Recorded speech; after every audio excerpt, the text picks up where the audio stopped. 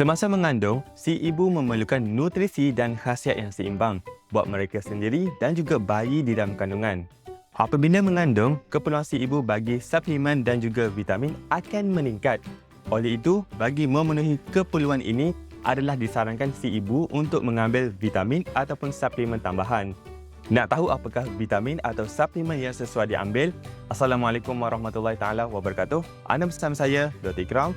Saya akan kupas berkenaan vitamin apa yang sesuai diambil semasa mengandung. Jom kita saksikan.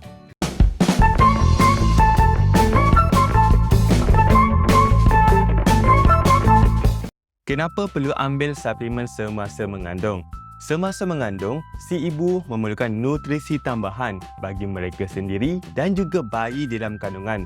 Vitamin yang tidak cukup boleh menjejaskan fungsi tumbuhbesaran bayi dan juga boleh mengakibatkan kecacatan. Sebenarnya, pemakanan yang sihat adalah basic utama bagi nutrisi yang bagus. Setiap hidangan perlu mempunyai dan cukup dengan komponen seperti karbohidrat, protein, lemak, sayur-sayuran dan juga buah-buahan. Vitamin dan suplemen pula adalah tambahan sahaja. Kita nak cover kekurangan nutrisi yang disebabkan keperluan yang meningkat naik semasa mengandung. Folic acid ataupun asid folik ataupun vitamin B9 adalah sangat penting terutamanya bagi trimester pertama kehamilan. Pengambilan folic acid ini ianya akan mengurangkan risiko terjadinya kecacatan tulang belakang iaitu spina bifida. Dan ini saya tunjukkan gambar bagaimana spina bifida ini. Dan folik ini sebenarnya yang lagi bagus, sesiapa yang dah plan untuk dapatkan anak itu ambil siap-siap semasa planning lagi. Dosnya adalah 400 mikrogram. Makan setiap hari sehingga at least 12 minggu pertama kehamilan. Tapi selain suplemen ataupun tablet begini, seeloknya makan juga yang semula jadi. Contohnya folic acid yang terdapat daripada sayur-sayuran hijau ataupun ke kacang. Zat besi ataupun ferrous fumarate. Semasa mengandung, beberapa ujian akan dijalankan. Contohnya ujian urin, ujian HIV dan ujian darah hemoglobin. Jadi kalau tengok pada result darah tadi, iaitu result darah hemoglobin, jika ianya kurang, ianya adalah sejenis anemia iaitu kurang sel darah merah. Bagi wanita mengandung, jenis anemia ini adalah daripada jenis yang kekurangan zat besi iaitu iron deficiency anemia. Para ibu kena tahu yang darah yang mencukupi adalah sangat penting. Ianya akan bawa oksigen kepada bayi. Jadi bila terjadi anemia ini, kena rawat betul-betul. Jadi untuk merawat keadaan kekurangan darah ini, kita perlukan suplemen tambahan iaitu zat besi. Ibu yang hamil perlu maintain darah hemoglobin yang cukup semasa mengandung. Dan darah yang cukup ini penting juga semasa untuk melahirkan anak. Sebab semasa proses bersalin, kehilangan darah yang banyak mungkin terjadi. Jadi sebagai persiapan untuk bersalin dan juga beranak, kita kena maintain darah yang cukup di dalam badan. Tapi yang problemnya mengenai zat besi ini, ianya boleh mengakibatkan sembelit jika dos itu melebihi 30 mg. Dan jika gejala sembelit ini terjadi, bincanglah dahulu dengan doktor. Mungkin akan disyorkan ubat ataupun alternatif yang lain ataupun ambil buah-buahan yang perlu bagi mengatasi kekurangan zat besi. Dapatkan konsultasi doktor terlebih dahulu. Seterusnya iaitu mengenai kalsium. Kalsium ini penting semasa trimester ketiga iaitu bagi pembentukan tulang dan juga gigi bayi dan juga sepanjang kehamilan. Kalau kurangnya kalsium ini, ibu boleh mengalami kekejangan otot.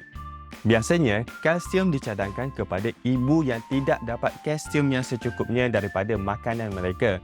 Contoh saya ambil ialah ibu yang alah kepada susu yang menyebabkan mereka tak dapat kalsium yang cukup.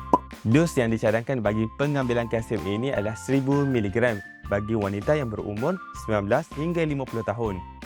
Seterusnya iaitu asid lemak poli tak tepu. Contohnya seperti omega 3, DHA dan juga EPA. Kalau nak tahu lebih lanjut berkenaan omega 3 ini, anda boleh lihat video saya sebelum ini berkaitan omega 3.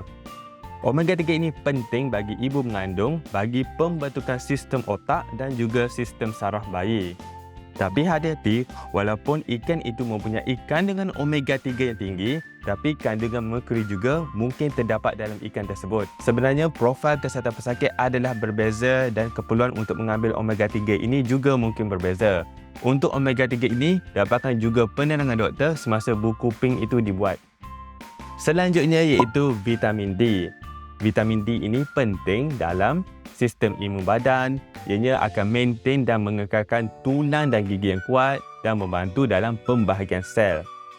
Ibu yang mengandung disarankan untuk mengambil vitamin D tambahan bagi memastikan tulang itu sihat serta menyediakan bayi dengan vitamin D yang cukup bagi beberapa bulan pertama semasa mereka lahir ke dunia. Bagi vitamin D ini, dos yang disarankan adalah 200 international unit setiap hari. Saya rasa elok saya ceritakan sedikit mengenai tips pengambilan vitamin ataupun suplemen tambahan.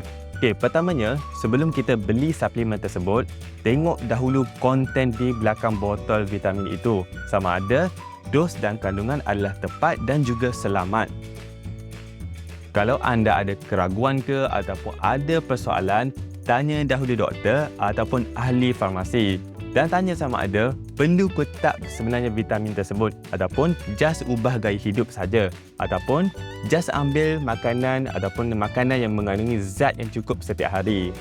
Tips seterusnya iaitu kita tahu yang ibu hamil ini akan mudah rasa loya. Jadi jika ambil vitamin, boleh ambil pil vitamin sebelum tidur ataupun ambil selepas makan. Ianya bagi mengurangkan masalah gastrik yang mungkin berlaku.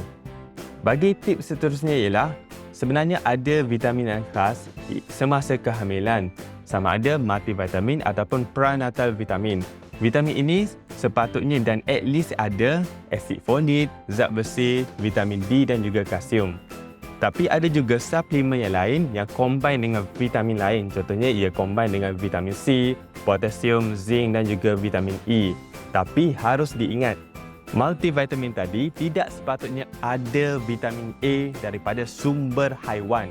Kerana kalau ambil secara banyak, ianya boleh menjadi racun kepada bayi di dalam kandungan. Dan elak makanan yang mengandungi vitamin A yang tinggi, iaitu contohnya seperti hati dan juga produk berasaskan hati seperti fish liver oil.